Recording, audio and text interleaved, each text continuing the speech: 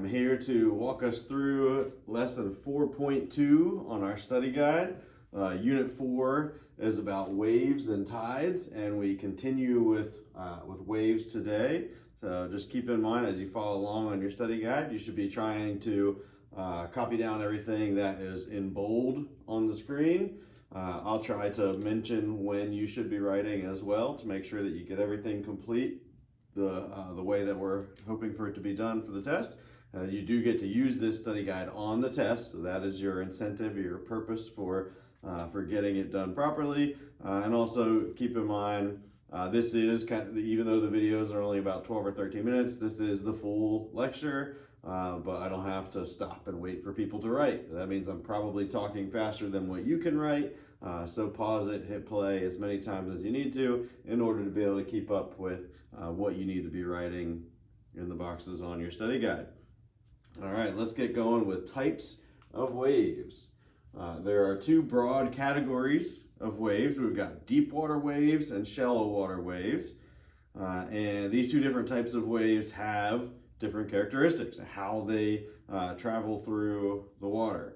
Whether a wave is a deep water wave or a shallow water wave, it depends on the depth of the ocean, and it also depends on wavelength. And so we're going to take a look at some of those different types of waves. You're not writing anything off of that screen there, but you will be off of the one following this. If you take a look at the image here, we see that that orbital motion, that circular motion that the water goes in as the energy passes through it. And we'll talk more kind of about how the dynamics of what's going on here as we go further on our other slides. So I won't explain too much here yet. So a deep water wave, we're writing the part that's in bold.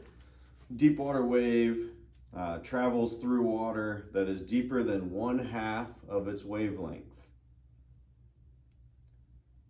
Deeper than 1/2 of its wavelength. So if the wavelength from crest to crest is 20 feet, then we're looking at water to be deeper than 10 foot in order to be considered a deep water wave. And then also the second bullet point there, the speed of the wave depends on the wavelength of the wave. And then don't miss this little piece at the bottom. This is a reminder from 4.1. We've already mentioned this before, but these type of waves are generated by wind. That's the disturbing force that creates the wave, and then they're restored by gravity. Gravity is what's trying to flatten the water back out and get rid of the wave, restore the water to its flat surface. All right, shallow water waves. A shallow water wave is a wave that travels, shallow water waves travel in water that is less than 1/20th of their wavelength. So the speed of a shallow water wave is going to depend on the depth of the water. So as the depth changes, the speed is going to change as well. And one important part that we wanted you to get here at the bottom, the drag of the wave across the bottom is what causes a wave to break. So we'll see an image on the next screen that's going to kind of demonstrate how that works. But basically, as that energy is moving through the ocean, as the water gets shallower and shallower and it begins to hit the bottom, that energy kind of drags on the bottom and it causes it to surge forward. See here where it hits causes the water to kind of be forced upward. It cannot keep going straight anymore, and so that energy is forced upward, and you eventually get to a point where the top of the wave is moving faster than the lower part of the wave, and that's what causes a wave to break. As the energy is forced upward, the top of the wave is moving faster than the lower part of the wave, causing the wave to break. And I got ahead of myself there. That's what's on this screen, so I'm gonna keep on going. Looking here now at refraction, diffraction, and reflection. We are not gonna write all this down, but I'll just mention it quickly. So refraction is the slowing and bending of waves in shallow water. You know, the bending of, you see an image of it here, the water coming in and then it bends around the coast based on the shape of the land. Diffraction is the spreading of a wave around an obstacle. We see that in this image here. The waves are coming in and they have to go around an obstacle that's in their way. And then you've got reflection. We don't have an image of that one, but reflection is where a wave hits an obstacle and then moves back in the direction that it came from. We're going to focus on refraction for the sake of our test. So this is the part that you're writing for your study guide. Waves are refracted or bent as they move from deep water to shallow water. That's the bending of waves as they move from deep water to shallow water. This is the reason why we tend to see waves approaching the shore at an angle. Very, very seldom where you'll see waves coming straight at the shore. They're almost always coming at an angle. It has to do with the depth of the water and how that changes the movement of the wave. Moving on to the next section of our study guide here. We're still in 4.2, but we're working on the second half of the page now. So longshore transport. As waves move toward the shore, the particles of water are transported toward the shore, down the beach in the direction of the waves. So this is called longshore transport. And really more to kind of sum it up, this is the water moving kind of diagonally towards the shore. It's not, like we said already, it's not because of refraction, it's not coming straight at the shoreline. It's going to be coming at an angle, and so when it hits that shoreline, it tends to kind of go parallel with the shore for a little while, and it moves sand. That's the point here with longshore transport. This moving water is transporting sand from one place to another. The shape of shorelines is constantly changing. The shape of our beaches is always changing as sand gets moved from one place to the next. And a lot of places, there are places, especially barrier islands, but even a lot of our other places, a lot of our other Florida beaches, where a lot of money gets spent in order to try to stop this longshore transport or try to bring in new sand where sand was taken away and we didn't want it to be taken away. These natural processes of kind of reshaping the land around us, humans spend a lot of money on trying to combat some of this longshore transport. Oh, and notice there, rip currents at the bottom. Let's get that definition there as well. As Floridians, we're probably familiar already, but rip currents are an area of rapid seaward flowing water. So the water is very quickly moving back out to sea.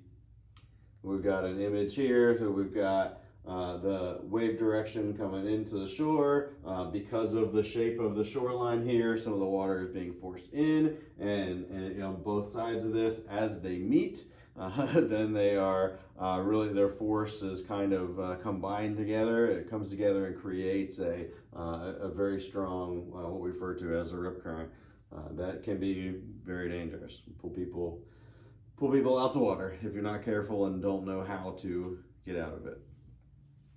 Tsunamis, part of this lesson here. They've come up a little bit in our talks already before, but just a little bit more information here. Tsunamis, it's a sudden movement of Earth's crust, such as an earthquake or an underwater volcano, usually earthquakes. And so tsunamis, or sometimes referred to as seismic sea waves, they travel very, very long distances and can cause incredible damage of the places that they hit in coastal areas.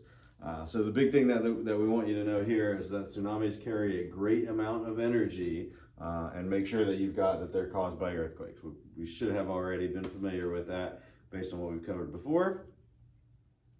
One of the things that's really interesting about tsunamis, we don't have to write this part down, they can move at 500 miles an hour. They're very, very fast moving. That energy is very much on the move very quickly, but they're typically only 2 to 3 feet high, unlike what Hollywood would tend to show us. When we see a tsunami show up in a movie, they're always pictured as just a, big, giant, massive wave that comes smashing down on things.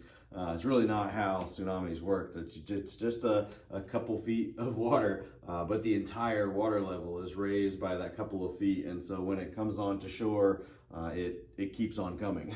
And that much water, that much weight and pressure, all that energy carries a lot of power, very, very destructive power that can be difficult for people to get out of and can cause a lot of casualties. Speaking of which, a couple of major recent tsunamis. There's a big one in Sumatra, Indonesia, 2004, in late 2004, 9.0 earthquake, massive earthquake off the coast, caused a truly catastrophic tsunami there. 230,000 confirmed deaths across 15 different countries. About half of those were in Indonesia itself. So a really, really massive, terrible earthquake there in 2004. A little bit more recently in Japan in 2011, another 9.0 earthquake. This one was off the coast of Japan. A little more prepared for that one there. Just a number of different factors that came into why there weren't as many casualties, but 16,000 confirmed deaths there.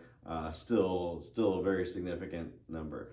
So those are two of the major big ones. And one last slide here, I think. Yeah. All right. So other types of waves.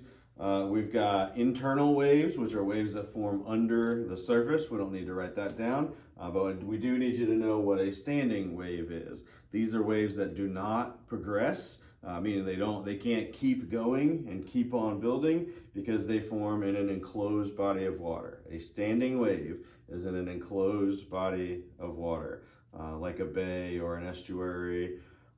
Think of it kind of like in a bathtub. the water just kind of sloshes back and forth. That's kind of how a standing wave works. We see the motion of it here a little bit. It has nowhere else that it can go. It can't keep traveling because it hits land, and that energy just kind of keeps going back and forth in a standing wave.